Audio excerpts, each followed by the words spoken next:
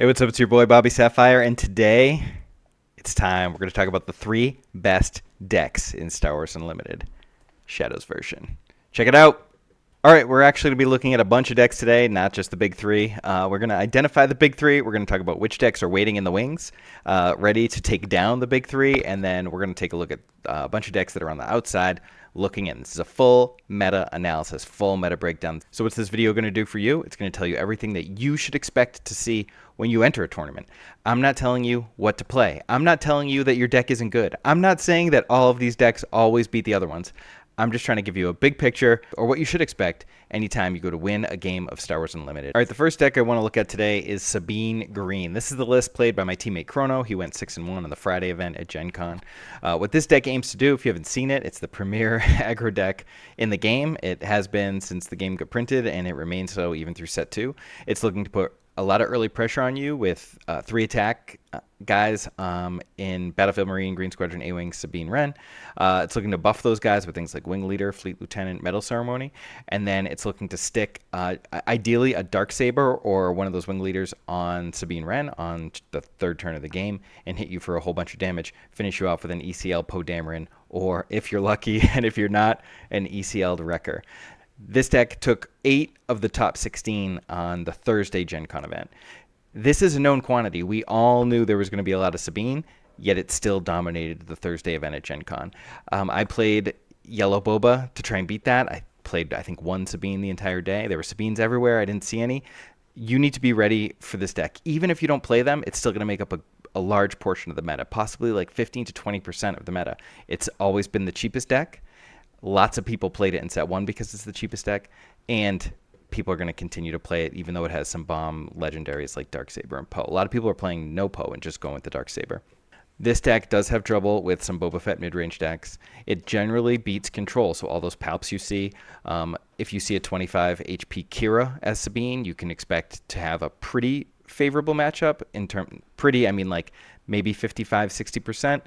Tops, if you see the 30-point base, it might actually be unfavorable for you. But this is a key player in the meta, and to be honest, I haven't seen an aggro deck that does better than Sabine. I don't know that we ever will. All right, next up is this mono old Han deck piloted by Troy Yamaguchi at Gen Con.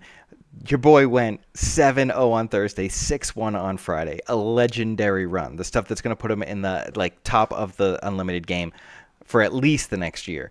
Even if he never shows up to another event. I'm sure he will, though, because this deck is crazy. Now, we saw this deck pop out at Baltimore the previous weekend, and it had some crazy deck choices.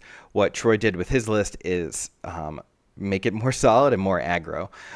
There's some crazy aggro stuff in here. I mean, that's kind of what Boba Yellow shifted to in set 1, and now we're seeing, Cunning and Surprise Strike Hotshot Blaster allow you to play shielded units like L3, a guy you put a jetpack on, and just get in and kill your dudes. But it also has the long game. It can do the tech DJ play to steal their resource permanently. It's got 7-drop Han, which is probably, or at least arguably, the best 7-drop in the game. It's got Ambush Millennium Falcon for 6 cost. It's got the normal Falcon for 3 cost. This deck hits you hard. I played against a version of this deck on Saturday at Gen Con, and even though I think blue-green has a good matchup into this deck, it took me forever. I couldn't close the game out ever because it has so much recursion, and tech makes your whole resource row live, which makes this deck pretty insane. It's also got Spark of Rebellion to help deal with any control elements. This deck is insane. Troy did a great job not only of piloting it, but refining it and making it aggro as possible. This is at least one of the premier mid-range tempo aggro decks in the game. There's no doubt in my mind that you're going to see this deck in great quantities at your stores, at your PQs, and any other cons you're going to this summer. All right, now it's time to talk about one of the breakout decks of the weekend, Kira Green. My boy Wu, my teammate from the KTOD, did not leave any room in this slide for my vanity. He's got so many one-ofs, as a control deck should. He piloted this to a 7-0 record. He made a great meta call. Not only is the deck he's been working on the most and is the most fluent with, he also played a lot of blue-green in set 1 at several events, but he's been working on it since the inception of set 2. Basically, since Kira got spoiled, he's been on this deck, brutalizing people with Pike Sentinel and Lom Pike and the Star Destroyer package. One thing he called correctly in picking this deck was that he faced 4 Boba Fett decks on Saturday, or Friday rather, and Kira and blue-green control in general usually mops up Boba Fett decks. So he made a great meta call, and he piloted it great, won all his games. Some amazing sideboard choices here. I worked with Wu a little bit on this deck, and I piloted it the next day. We'll see my list on the next slide. But top target out of the board alongside the client, alongside Vigilance, heals so much against aggro. With the 25-point base, it can still be a little precarious.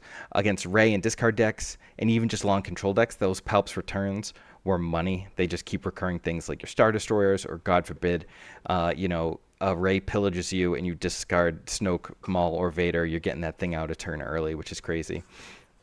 What Kira does, and does really well, and why it's so good against Boba Fett, is because she can auto-kill just about every leader in the game except Palp right off the bat, and I guess Thrawn, and maybe one more. But when she comes, if you hold her back and you wait for them to flip their leader, you flip her second and she can take them out. So the game never gets to a point where your opponent out-tempos you on their leader flip turn, because she's always there to shut it down. This deck is really great into the entire field, and it also trumps all the other control decks. It used to be that red-green control, red-green ramp would beat these blue-green decks, but now because of the Avenger with a shield from Kira, they don't do that. This deck wins. The Avenger with the shield is the ultimate trump in those matchups. So we're seeing the entire hierarchy of Unlimited breakdown because of how insane Kira is. All right, this is the 30-point base Kira list that my brother and I ran on Saturday at Gen Con. If you haven't heard this story, Justin, Wu, and my brother were building this at the dining room table at the Airbnb. I was all set to play Bosk, testing it against the other guys in the house. But overhearing everything they were saying, this was sort of a response to Krennic Green with the 30-point base, showing up both Thursday and Friday and placing very highly.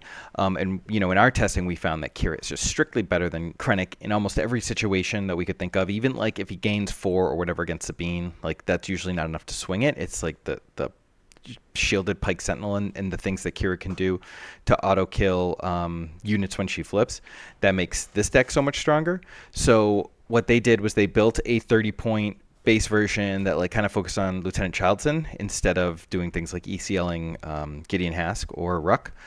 And it just sounded so good while they were playing it. I had my Kira built, my 25-point one, so I just swapped to it. I ended up going 6-1 and lost a matchup that I think like otherwise would have been pretty good, especially it was a yellow Boba matchup. My opponent like played really, really well, and he had TIE Phantoms, which this deck kind of wasn't super ready for. The 25-point one that Wu has the Space Sentinel, whereas this one doesn't. So I thought I made the right meta call, and because the deck is so strong and because of the 30-point base, I was able to like easily get by the 2 Sabine matchups that I faced. And in general, if you're looking at Kira, but you're a little worried about Sabine in the 25-point version, I would look here. I don't know that this list is perfectly refined. You definitely have to like go into some games saying like, I'm not going to get Childson to 6-6 or maybe even 5-5. But you kind of like play the hand that you get and do your best to battle out, whatever your opponent is. I lost a lot of game ones. I think I lost 4 out of 7 game ones, maybe 5 out of 7 game ones, and went 6-1, battled back in most of those matchups. So I don't think much changes. I think you just have to make a meta call. Do you think you're going to see a lot of Sabines? Then I would maybe shade towards a 30-point version. And if you're not going to see a lot of Sabine or you expect a lot more mid-range, then I would look at the 25-point version. All right, now we're going to look at my favorite deck, Boba Yellow. This is Bobby Colgrove's version. He took the baton from Troy, going 6-1 on Friday into 7-0 on Saturday for the full 13-1 smackdown of Gen Con. This deck was mainly brewed in the K2D Discord over the last couple weeks. A guy named Dark, I think, played it first, and then some other people developed it, including Sussy, who also ran this list as a teammate of Bobby's. They took ideas that were kind of kicked around that that channel, specifically the Merc Gunship A New Adventure combo, which is something that I did at the Thursday event. They're all in on Toro, even choosing to play 3 Toro over 3 Boba Fett, and they have 3 Hot Shot Blasters. They have a whole bunch of Bounty Hunters. They have the whole 4 Lamzuckus package. They are going all in, not all in, but they're looking to Toro, suit him up, and hit twice with him as a good way to aggro out. And then you can do that also with a New Adventure. New Adventure also like a really good answer to all the Palpatine in the meta. When everything in your deck costs 6 or less, Palp can never steal permanently whatever you take. You just hold on to one of those New Adventures. The biggest difference from like with their philosophy to mine is that they, I guess like the Bounty Hunters, but they have the Bounty Hunters in the main and Bodhi in the board, and I have the opposite of that, which we'll talk about in a second. This is a really good deck. Obviously, Bobby dominated. This is something that we talk about a lot with Boba Yellow is like there are so many insane cards that can go in this deck. You can build it any way you want. But this deck, what it's going to do is it's going to beat the Sabine deck by tapping it down more often than it wants. Like, it's just going to win the tempo war because it has 12 tap effects and like infinite bounce effects too. And it's also going to be other mid-range decks because of the Boba flip turn, allowing you to get 7 or 8 resources to really take advantage of the tempo that Boba creates, maybe with a Cantina Bouncer, a Waylay, or a kill through like an ambush unit, or even a bounce, and just like completely develop the board into a place where like by the time you catch up, you'll be dead. So that's how the yellow Boba deck wins its games. It does struggle into blue-green control. It generally has a good matchup into Palpatine, but like there can become a point where when Palpatine flips and can back itself up with all of the Sentinels and life gain from Yularen, that this deck can't claw back, which is how I lost to Green Palp on Friday. So that's one thing to think about in terms of the hierarchy of where this fits in the meta. And then I'm going to talk about the list that Reflex and I ran on Friday. We played a different version on Thursday, but after 8 Sabines, top 16, we swapped our Jabba main deck for Gamoran Guards. So you can see that we're running Gamoran Guards in Bosk's main deck, and we have the Bounty Hunter package in the sideboard. I lost on Thursday to Richard Douglas, another one of our subs, who destroyed me with the 4 Lamzuckus package, and I realized how good that was in the mirror. And that's what led us to put the thing I came out of on Thursday was like, I really want to play the Bounty Hunter package in the sideboard because of the way Richard dismantled me. And then I played him on Friday, and I was able to beat him 2-0. Other than that, it's pretty standard. I got away from the New Adventures and just go the Mercenary Gunship. I'm just attacking with it. If they want to take it, hopefully I've done enough damage. If they've already solidified to the point where they're going to take my Gunship, I'm dead. And then I have 2 Bodhi's main with the 3rd one in the board because that discard, both times I faced Sabine, I took their Darksaber. Like, Bodhi's good against control, but he's good against everything. Taking the mirror, the cunning in the mirror, taking surprise strikes from aggro or Darksabers, taking super laser blasts. He just does it all. I can't imagine playing without Bodhi in the main, and like even going down to 2, like took a little piece of my soul. And then of course I did run this Thursday and Friday. I wish I knew how to quit you. But I just think it's one of the best decks, and I think it proved itself on Saturday when Bobby and Zach went 1-2 with it. They finished 7-0 and 6-1 with Zach beating me in the second to last round. All right, but not to be forgotten, Green Boba. This is the list that came in 3rd on Saturday, played by Alex, who won the 2-time Final Fantasy TCG World Champ, and he won the big London event, or one of those London events, early on in set 1, playing Green Boba. He's gone no ECL, Maz Kanata's Castle. He's got Salacious Crumb in the main deck. He's got a McClunky. He's got 3 Boba Fett's armor with no commission. I would definitely be on some number of commissions and not Boba's armor, but maybe he just spams the Boba's armor. I don't know. He's got Bazine, so he's got like a little bit more of a control-y version, and he even has Ruck without ECL. So definitely some bold calls in this list, but what this list is looking to do is play an even better control game and then use those Boba's armors and overwhelming barrages to catch up and lock the game down versus another mid-range deck like Yellow Boba or Yellow Han, using the ramp to get ahead and flip their Boba first before the other leaders come out and just put themselves in an insane position to Boba's armor, start killing things left and right, and then, even feed that into Overwhelming Barrage. And I love the Reinforcement Walker main deck. It gives you some card advantage to go long. He also has 2 more on the board with 2 Devastators and a Palp's Return, meaning like his game plan against control is to like never run out of gas. And I love that. I think that's probably one of the reasons why he went 6-1 with so much control in the meta. You needed to have something like that. All right, I did want to talk about Palp a little bit. Palp was one of the most played decks at Gen Con, but it only put 1 in a top 16 on one of the days, and that was like a pretty wild Palp Yellow deck we'll look at. What I wanted to shout out is Bike Thief, who I think he made the finals 2 out of the 3 days with the same exact list in Baltimore. Yeah, he made the finals 2 out of the 3 days and lost both Friday and Saturday. This is sort of like the standard Palpatine that I expect people to play. Not necessarily card for card, but green Palp with, all the ramp, the 3 command, the 3 resupply, the 3 super laser techs with this like exciting low green package like Piet and the TIE Vanguard and the scanning officer to sort of like blow people out early, stay in the game. It's got Enterprising Lackeys, like the insane 5/5 4-drop. Like, that card's insane. It almost makes me want to play ECL, and I did play against some green Palps that ran ECL this weekend. And then it's got the late game Star Destroyer package. It's got Reinforcement Walker and Vader. I'd probably like to see a Maul somewhere. But all in all, like this is the green Palp that you have to practice for. Like if I was putting a gauntlet together, I would put this green Palpatine together with maybe some slight changes. This deck is looking to ramp into its bombs, steal Yo Girl, and attack as soon as possible. It doesn't necessarily go as late as some of the other, or it doesn't go as hard as late, like a red Palp that can just keep playing Ruthless Raiders. But like when it can go over the top of some of the blue control decks because it has Relentless and Devastator. And like running those Star Destroyers together with Reinforcement Walkers, especially if you get Piet out off of a Vader, like you're going to take over games and you're going to gas up without people being able to catch up. So that's what this deck is looking to do in the meta. Here's that yellow version. This yellow version is wild. Emphas Nest, Gladiator Star Destroyer, Outlaw Corona, cards that like, we're maybe excited to play in draft.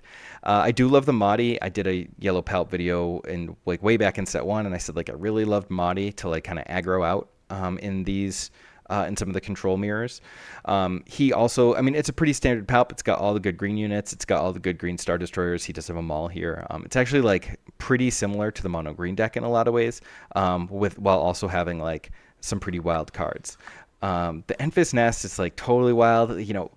My gut reaction is like Bounty Hunter Crew, but like this deck doesn't have any events. So like, yeah, just Emphas Nest and keep your guy out. Sounds great. It's got Bosk.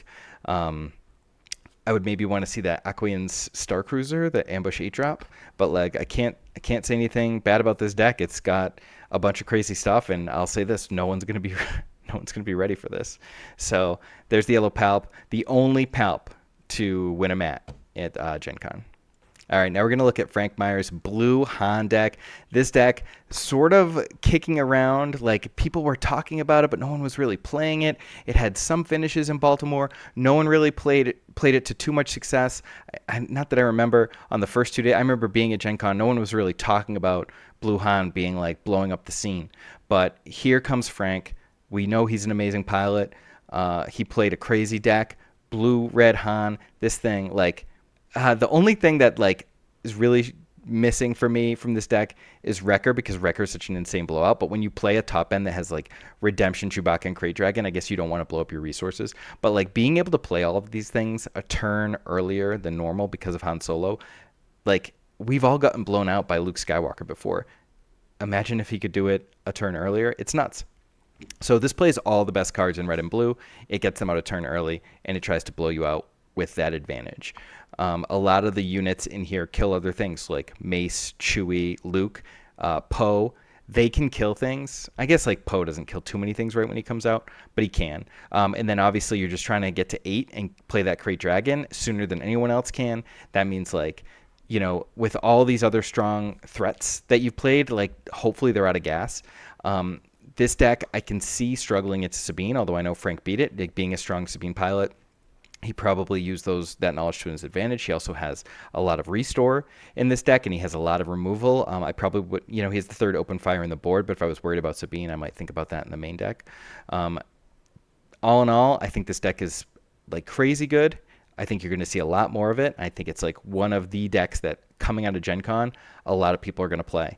Does it have the stuff to beat Kira? I don't think so, because like generally it's looking to discard their whole hand. But like in a game when you draw two and one of those two can be Palp's Return, I don't know if that's the plan that I want to be using against Kira. All right, finally, I want to shout out another Chrono list. This is the list that I was going to play on Saturday before swerving right out the door. I love this boss deck. Chrono's been working on it for ages. He's tried a million different variations on it. I helped him test it. I helped him test against it. I think one of the things that I did was sort of like get him back towards making it just like a solid aggro version that can also play the long game. It's got insane ECL targets and IG and Kylo Ren, so it can take out leaders right as they come out with the ECL play, and then it can just get crazy advantage by using the bounties on Bosk to create like almost like a Boba-like board state on the third turn of the game when Bosk flips by having like 4 or 5 guys out and you've already taken 15 damage. So that's what I kind of love about Bosk, and even though it did drop some games to Sabine on the weekend, it's generally very good against Sabine. Obviously, Sabine can have some blowout draws, but it's able to use the bounties to ping their guys down and then use the early ECL to sort of like take over the game. So I still think it's a really good choice into Sabine, and that's where we see even like the top targets in the sideboard come in, even though they're off color. This deck has a lot of game, like a surprising amount of game into control because of things like Deathmark, allowing you to draw extra cards, and it can put on that early pressure to the point where, as long as you hit your Ruthless Raiders, you can generally grind out the game versus Control. Control like hates to see Ruthless Raider. Nothing kills it, and even if you do kill it, it's going to hit you for more damage, just like it did when it came into play. So I think this is like one of the great decks, and like this is one of the decks that I am going to look to take to my store all the time because I think it's fun. I don't think people are going to feel bad when you play it, and I still think it can win a bunch of games. All right, shout out to the K Mitch for putting this spreadsheet together, tracking the entire meta of all of the major events that we've seen. I think these are all over 20 players. This is a look at those large tournaments and their top 8 metas. So we're looking strictly at conversions here. And when I talk about the meta, I'm talking about the top 8 meta, not the Swiss meta. But we're seeing that Boba Yellow, Sabine Green are the two like the high meta percentage, 20%, 22 and 19 respectively, but about 20%. 40% of the meta is going to be Boba Yellow and Sabine Green. And then it really tapers off after that. You see Kira Han, Han Blue, Palp, Bosk, and Sabine Yellow take up just about 5%, and everything else is just a few. And that's like looking at total top 8s. All right. It's time to reveal the big 3. What are the 3 best decks in the meta? Well, I think you can tell from my talking throughout the day and like my teammates finish and mine and my brother's finish on Tata and Reflex, my other teammates, they both got a finalizer mat on Friday with Kira. Like the KTOD had a great weekend at Gen Con, and a lot of it was on the back of Kira. I think hands down she's the best deck. I think you could play her in a bunch of different ways, but she is the deck that beats all the other decks. So now, what's next? We got to figure out the mirror. The other deck that I'm willing to crown as one of the big 3 is Yellow Boba Fett. That deck still around. I just can't quit it, but it's still crushing. Now, what's the other deck? If you want to go strictly on like what do I think I would play and give me the best chance to win a tournament, or do we want to say like what's the premier aggro deck?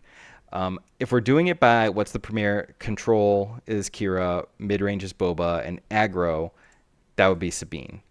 And the other reason why I lean Sabine in the big 3 conversations, because these are also the decks that you're going to see the most. These are going to be the most played decks. Even though I think in a lot of ways the Han Yellow deck is better than Sabine, at least right now, because the meta is always changing. I would rather be on Yellow Han than Sabine personally. I don't consider myself an amazing Sabine Green pilot, so that might have something to do with it. And I don't want to take anything away from Yellow Han, because I think even though like I was pretty dubious of it coming out of Baltimore, I think it has solidified itself as one of the best decks. So I think like it's literally banging on the door to come in. And if it wasn't that I think Boba Yellow beats it really consistently, then it would be in the Boba Yellow spot. Another deck I think waiting in the wings is the Han Blue. I think that's a really, really strong deck, and I think people are going to be playing it a lot more, just not as much as the big 3. And then finally, I put Krennic here because he did so well at Gen Con, but I think like other blue-based control decks. I played blue control all 3 days, multiple times at Gen Con. So like I'm using Krennic as a representative of the best of the rest, but I think like other blue control decks are right there. I just don't think any of these 3 decks also beat Kira. And then finally, outside looking in, have to shout out Palp. You know, it's very, very terrible conversion rate at Gen Con. Cannot be overlooked. It was the 3rd most played deck, and only 1 yellow Palp out of all the Palps made a top 16. But ultimately, Boba and Han Green, I think, are on the outside looking in. I think they're strong decks. I think you're going to see them a lot still. I think they're going to end up being like a good 5% of the meta each. So I would expect to see other yellow-green mid-range decks every time you play. Maybe not against you, but on either side of you. I think these decks have a real Crate Dragon problem, and until they solve that, which they may never do, maybe they have to pay 5 for Power of the Dark Side or 6 for Fell the Dragon or something, but they need some answer to that. And then finally, I put Bosk on the outside looking in. I think this deck is really good. It does have some consistency issues because of the way the deck has to be constructed with bounties. But when the deck cranks, and if you want to be one of those people who just get lucky and draw perfect every time, just win all your games. All right, now we're going to look at the Shadows meta hierarchy. This is what you came for. This is the whole kit and caboodle in one slide. Blue-green control, specifically Kira control at the top. All the other blue-green controls, all the other control decks under that. Boba Yellow, not only the 2nd most played deck, if not the most played deck. Actually, I think it will be the most played deck. But either that, the top 2, one of the top 2 decks being played, and beats just about everything, or can beat just about everything other than blue-green control. I think it might have a boss problem, but that's such a small part of the meta, we don't know. Han Yellow, just under Boba Yellow for me. I think it's really good. I just don't see it consistently beating Boba Yellow. Sabine, not only is Sabine going to be the most played, but it's still really good. It can still Darksaber you off the board. There's nothing you can do about it sometimes. And I want to say, like, this can beat the blue-green control decks and the Palp control decks, you know, so it could end up being at the top if we're talking about, like, how the meta rock, paper, scissors. But if people are on the 30-point Kira, I don't know that Sabine can close that gap. And then finally, I put Palp at the bottom, any, like, ramp control. I would have loved to talk about Vader, but not, like, there was just 0 Vader. Nobody played Vader. I don't know if it was literally 0, but it was just about 0. And that was a deck that I was like strongly considering. But once I played against Wu, he was on Kira with a Shielded Avenger, and I had like 2 crates, Devastators, Relentlesses. It didn't matter. There was nothing I could do. I had a hand full of gas, and there was no way I could get back into the game because the Shielded Avenger just locked me out. So that's what I want to say about the meta. I hope this was helpful. I hope you learned a lot about what I think the best decks are. And if you think I'm wrong, please let me know in the comments. I'm sure you do, and I'm sure you will. All right, check you next time.